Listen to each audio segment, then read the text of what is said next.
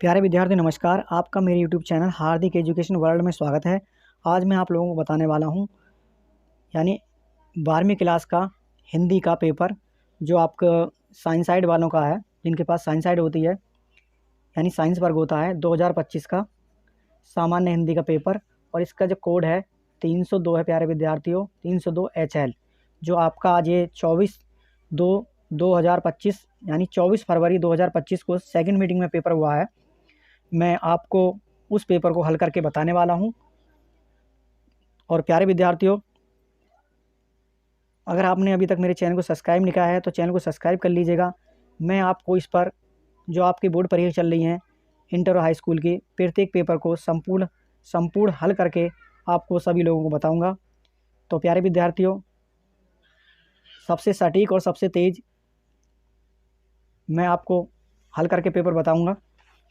तो यह है आपका 102 है, इसका जो कोड है, पेपर कोड होता है 2025 सामान्य हिंदी है, 302 इसका कोड है HL। तो मैं इसे बता रहा हूँ आपको। इसमें खंड क है प्यारे विद्यार्थियों, यह खंड क इसमें है। प्रश्न नंबर 1 का क है कि पुनर्वा उपन्यास के लेखक हैं।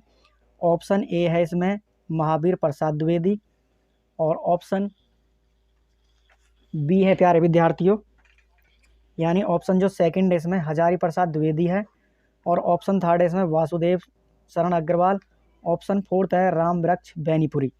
तो पुनर्वा उपन्यास के लेखक के प्यारे विद्यार्थियों, इसमें आपका ऑप्शन जो है वो आपका सेकंड सही हो जाएगा, यानी दूसरा हजारी प्रसाद द्विवेदी। इसका ऑप्शन ये सही है कि हजारी प्रसाद द्विवेदी हैं पुनर्वा उपन्यास के लेखक। नेक्स्ट है, ये आपका 1 नंबर का क्वेश्चन पूछा है। नेक्स्ट है ख है इसमें महके आंगन चहके द्वार के लेखक हैं। महके आंगन चहके द्वार के लेखक हैं।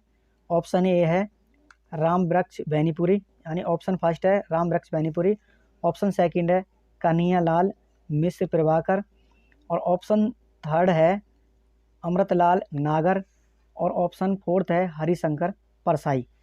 तो प्यारे विद्यार्थियों, महके आंगन चहके द्वार के लेखक हैं, तो आपका ऑप्शन यानी सेकंड सही है, दूसरा कन्हैयालाल मिश्र प्रभाकर। उसके बाद है प्यारे विद्यार्थियों, ग है कि संस्कृति के 4 अध्याय के लेखक हैं। संस्कृति के 4 अध्याय के लेखक हैं। ऑप्शन ए फर्स्ट है इसमें रघुवीर सिंह, ऑप्शन सेकंड है डॉक्टर श्याम सुंदर दास, ऑप्शन थर्ड है रामधारी सिंह दिनकर, और ऑप्शन फोर्थ है हजारी प्रसाद द्विवेदी। तो संस्कृति के 4 अध्याय के लेखक हैं। ऑप्शन आपका इसमें थर्ड सही है, रामधारी सिंह दिनकर। उसके बाद नेक्स्ट है, इसका घ भाग है कि मुंशी प्रेमचंद द्वारा संपादित पत्र है। फर्स्ट ऑप्शन है हंस, ऑप्शन सेकंड है मर्यादा, ऑप्शन थर्ड है करमवीर, ऑप्शन फोर्थ है धर्मयुग।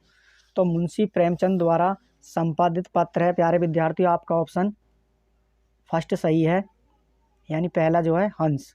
कौन सा प्यारे विद्यार्थियों? हंस, इसका ऑप्शन सही यानी फर्स्ट सही है हंस। उसके बाद है अड़ है कि निम्नलिखित में से कौन सी रचना आज्ञा का यात्रा वृत्तांत है। निम्नलिखित में से कौन सी रचना आज्ञा का यात्रा वृत्तांत है। ऑप्शन फर्स्ट है स्मृति लेखा, ऑप्शन सेकंड है एक बूंद सहसा उछली, ऑप्शन थर्ड है आंगन के पार द्वार, ऑप्शन फोर्थ है अपने अपने अजनबी। तो निम्नलिखित में से कौन सी रचना आज्ञा का यात्रा वृत्तांत है प्यारे विद्यार्थियों? तो आपका ऑप्शन इसमें फर्स्ट सही है, यानी स्मृति लेखा। उसके बाद है प्रश्न नंबर 2 है, मैं इस समय बता चुका हूँ आपको 1 2 3 4 5 नंबर का बता चुका हूँ प्यारे विद्यार्थियों पेपर को। और इसका प्रश्न नंबर 2 का क्या है कि चिदम्बरा कीर्ति किस रचनाकार की है। ऑप्शन ए है जयशंकर प्रसाद, ऑप्शन फर्स्ट है जयशंकर प्रसाद, ऑप्शन सेकंड है सुमंत्रानंदन पंत, और ऑप्शन थर्ड है महादेवी वर्मा, और ऑप्शन फोर्थ है सूर्यकांत त्रिपाठी निराला। तो चिदम्बरा कीर्ति किस रचनाकार की है प्यारे विद्यार्थियों? इसमें आपका ऑप्शन सेकंड सही है, सुमंत्रानंदन पंत।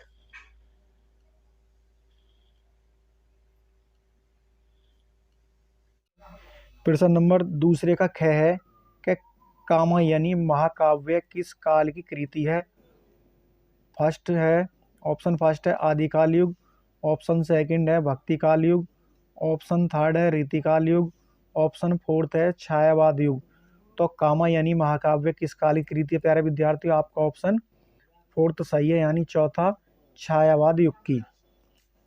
उसके बाद है ग है कि तीसरा सप्तक का प्रकाशन वर्ष है। ऑप्शन ए है, ऑप्शन फर्स्ट है सन 1947, ऑप्शन सेकंड है सन 1955, ऑप्शन थर्ड है प्यारे विद्यार्थियों सन 1959 और ऑप्शन फोर्थ है सन 1954।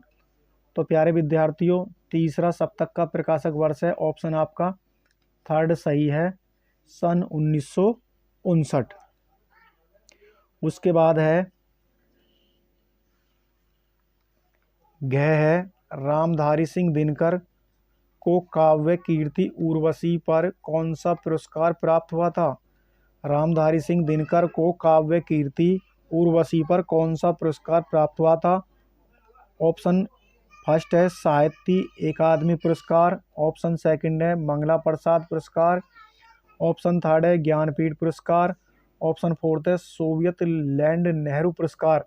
तो रामधारी सिंह दिनकर को उर्वशी पर कौन सा पुरस्कार प्राप्त हुआ। तो प्यारे विद्यार्थी आपका ऑप्शन थर्ड सही है, ज्ञानपीठ पुरस्कार। नेक्स्ट है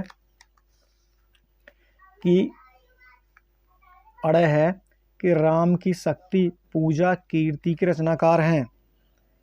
राम की शक्ति पूजा कीर्ति के रचनाकार हैं। ऑप्शन फर्स्ट है सुमंत्रा नंदन पंत, ऑप्शन सेकंड है रामधारी सिंह दिनकर, ऑप्शन थर्ड है जयशंकर प्रसाद और ऑप्शन फोर्थ है सूर्यकांत त्रिपाठी निराला।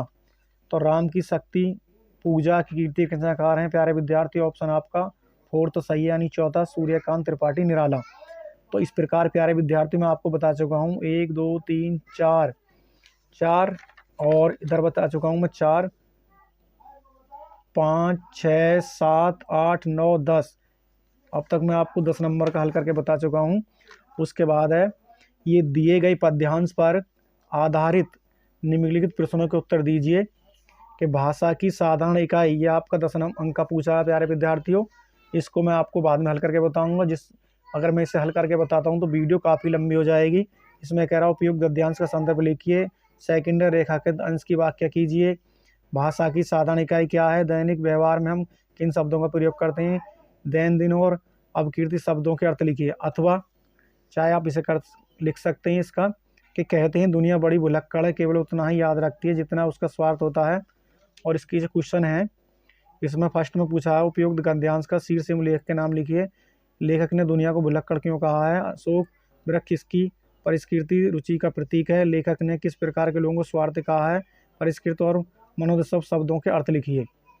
इन क्वेश्चनों को मैं हल करके बाद में बताऊंगा प्यारे विद्यार्थी नेक्स्ट वीडियो में। और इसमें आपको मोटा मोटा बता रहा हूं मैं। ये है प्रश्न नंबर 4 है, दिए गए पद्यांश पर आधारित इन प्रश्नों के उत्तर दीजिए। अभी आपका 10 नंबर का पूछा है। यह मनोज ब्राह्मण का सबसे सुम्र प्रकाश, कुछ छिपा सकते न जिससे भूमि का आकाश, और इसमें व्योम से पाताल तक सब कुछ अज्ञे पर यह परिचय।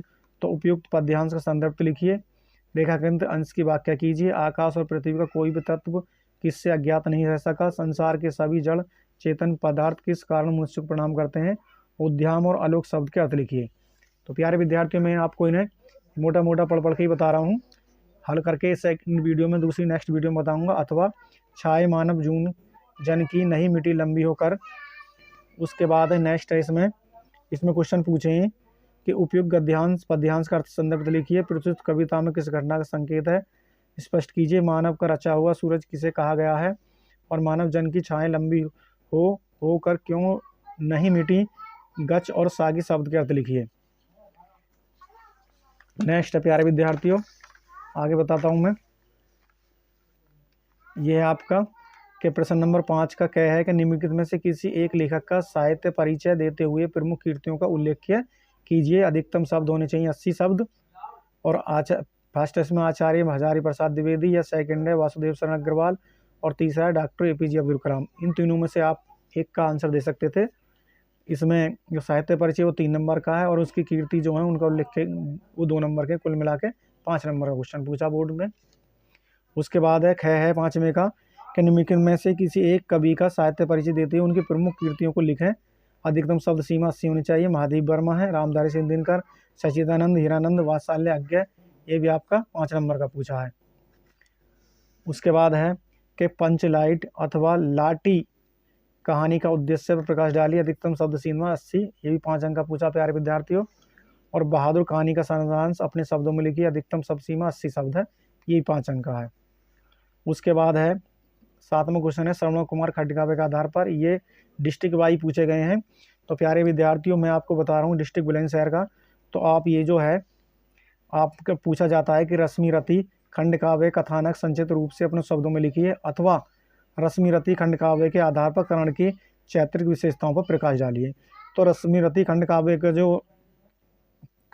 का जो हीरो है यानी कथानायक है जो इसका वो कर्ण है। तो ये भी आपका कितने नंबर का पूछा? 5 नंबर का पूछा है। उसके बाद है प्रश्न नंबर 8 पर पहुंचते हैं।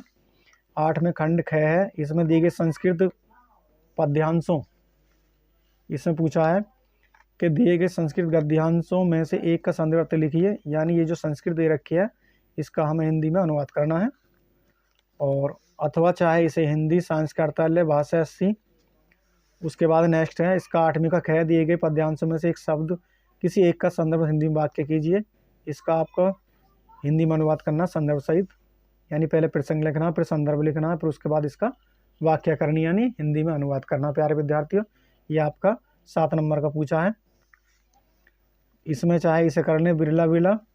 उसके बाद है निम्नलिखित मुहावरों लोकोक्तियों में से एक का अर्थ लिखकर वाक्य कीजिए। दांत खट्टे करना है, नाको चने चावल जमाना, दाल में काला होना, पौबारे होना।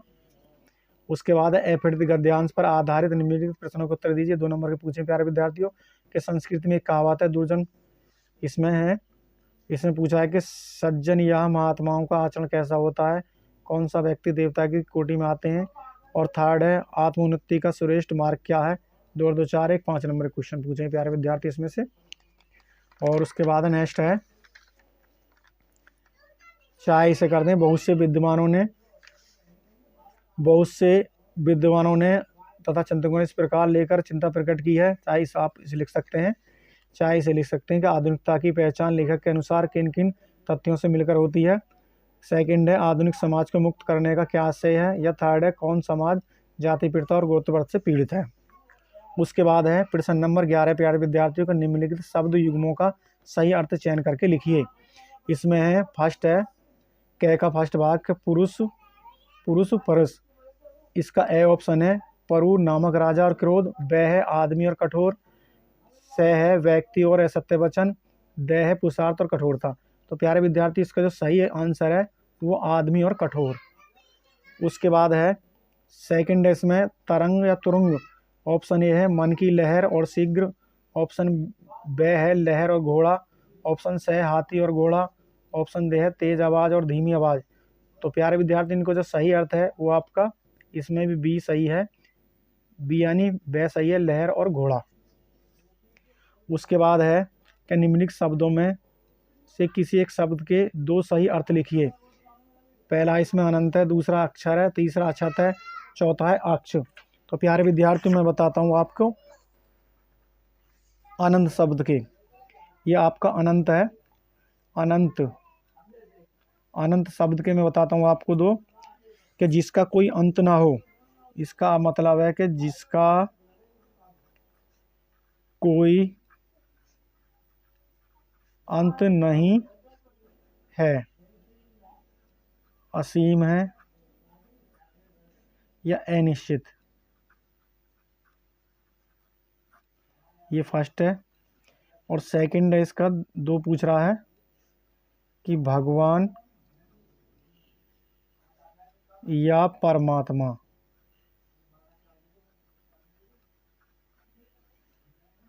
का एक नाम जो अनंत और असीम है। प्यारे विद्यार्थी मैंने बता दिया आपको अनंत का जिसका कोई अंत नहीं है, असीम, अनिश्चित, और सेकंड है भगवान या परमात्मा का एक नाम है जो अनंत और असीम है।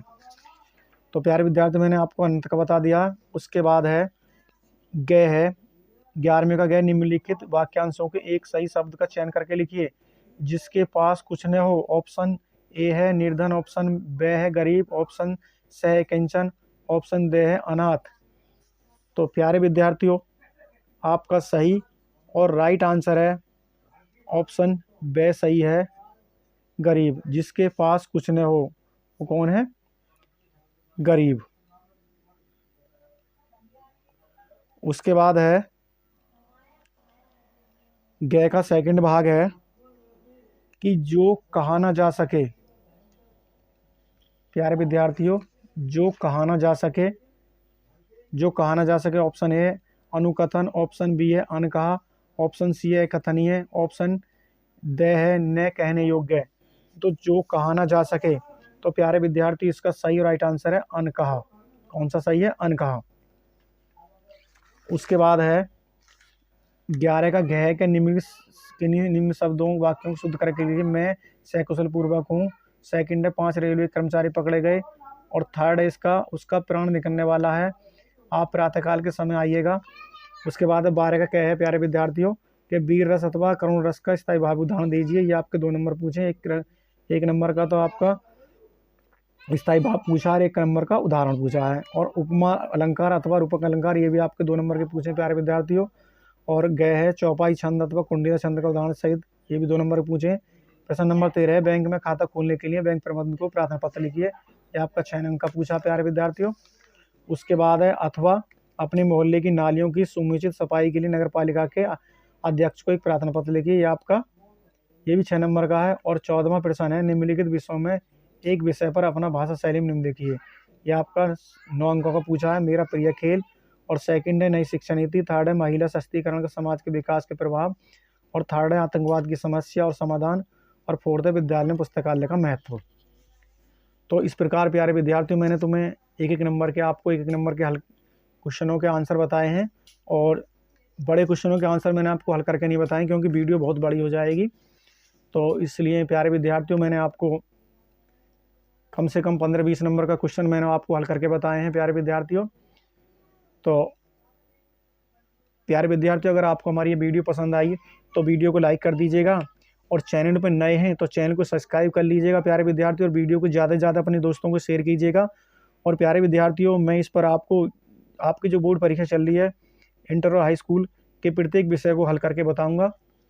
और प्यारे विद्यार्थियों, चैनल पर नहीं है तो चैनल को सब्सक्राइब कर लीजिएगा। और प्यारे विद्यार्थी, मिलते हैं नेक्स्ट वीडियो में। तब तक के लिए जय हिंद, जय भारत।